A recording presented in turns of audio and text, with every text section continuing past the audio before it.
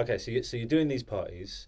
You're starting to get your name out there a little bit. It's Heartless Crew. It's called Heartless Crew at this point. So it's the three of you at the moment. Yeah, it's me, Fonti and Ogwan, and I can't remember.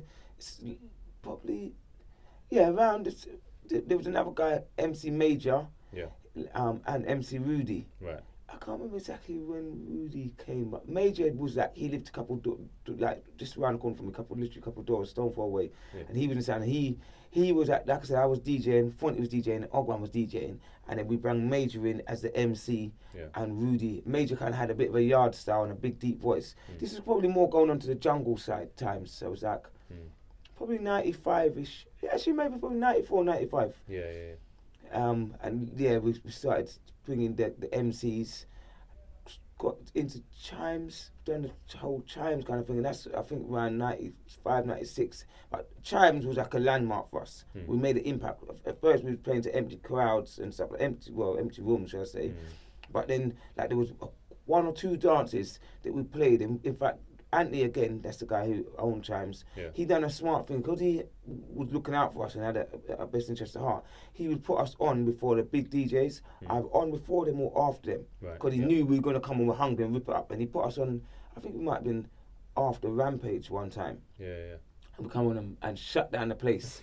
Basically, and from then, like, the name started to ring. We already had a little small name, but like, this is that, we're from North London, this is that East London, Hackney, and Chimes. So, because we started there to really kick up a little fuss, everyone, even today, I was this park, in Finchley Park, and a group of girls walked past, and one of them like recognised me in the car, and they came back, and she was like, "Oh, you're so and so," and I was just like, trying to play it down, and she went back, got her friend, said, "Do you know who this is?" Come back, and said, "Oh, that's Bushkin, man. He's from East. He's from the man. He's from Hackney." I'm just sitting there like quietly. I'm not even from Hackney, but because we made our name in Chimes, everyone associates us to just being from Hackney, basically. Right. And so that was the next landmark. Yeah. Do you reckon Rampage will remember that? Do you ever talk to them about those I've never actually asked them about it, but I'm pretty sure they would remember it, because it was quite memorable still. And we bust up the place. I think by this time, funny enough, I think Moe was actually in the sound by this time as well. Cause me, so we probably met Moe in 95. Did we meet Moe 95 or 96? We would have met Moe. But I remember that time there when we started kicking up Chimes, Moe was in the sound by that time there. Yeah. Do you remember that meeting? How you got to meet Moe? How he got involved with the whole sound? Yeah. Again, what it was at the so me and Fonty was there. We was like both from like West Indian backgrounds. Ogwan was from like an African background. Like I said, he was a brain box. He was into music and stuff like that. But when we get to the like 5th year of school, like probably 4th, 5th year, he started to kind of get a bit flaky. Basically, his mum and stuff wanted him to go more down the educational road, and us that was on the music and stuff like that, and was getting hyped. So he started to fade out. So by the college days, which is probably 95, 96, when we met Moe, he faded out, but he brought Moe in to kind of, his move was that he's going to take a bit of a back seater and Moe will come in and kind of replace him. And Moe at the time was like a hot hip-hop DJ. Like a bedroom DJ, had bad boy scratching skills and stuff like that. So Ogwan brought Moe in to kind of alleviate him a little while, and Ogwan was supposed to come back basically, and at one stage it was actually like the 4 of us, but as Moe coming more, Ogwan kind of faded out. And I remember when they banged Moe, and I was like, no, like it's moving already, kind of like we don't actually need him and stuff like that. And they were like, no, he's really good, but Ogwan was campaigning him obviously because he wanted to kind of fall back out basically, so he was more campaigning to have Moe in, and Fonty was kind of neutral. But what it was, Fonty and Moe and Ogwan all went to the same college. So they went to City and Islington College. I went to Southgate College with all the rude boys and whatever. They went to that kind of, in the manor. So I didn't actually know Moe, so they knew Moe more so and stuff like that. So they were campaigning like, bring Moe in, bring Moe. Fonty was indifferent actually, but he was like, no, it's cool. And Ogwan was more campaigning. And I was like, well, whatever, like we don't necessarily need him, but fair enough, you man saying whatever. So man, I just take the judgment. And we was kind of rolling from there.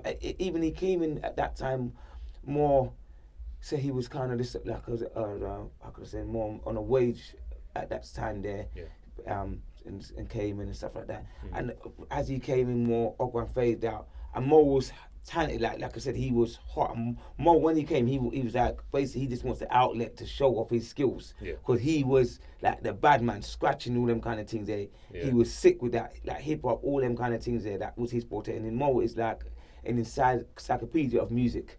Like, he's got a wealth of knowledge, especially like over all genres. But then he came from like the hip hop kind of background, so he knew all that inside out. Had a vast record collection, stuff like that. So it worked. At that time, hip hop was getting even more popular. The R&B and swing was kind of fading out, and so it kind of just all gelled. And like by the time we got to Chimes, it was just like it was happening basically. So there'd be 3 of you DJing at that point. Yeah, actually, yeah. I mean, all 3 of us was DJing at that time. Sorry, if not, if Ogwan was I'm saying Ogwan was playing that. It was actually 4 DJs. Yeah, exactly. It's literally 3/4 because there was times when all 4 of us would be there and we were all DJing. But then we had Rudy and Major were the MCs. Yeah. And they were both heavy.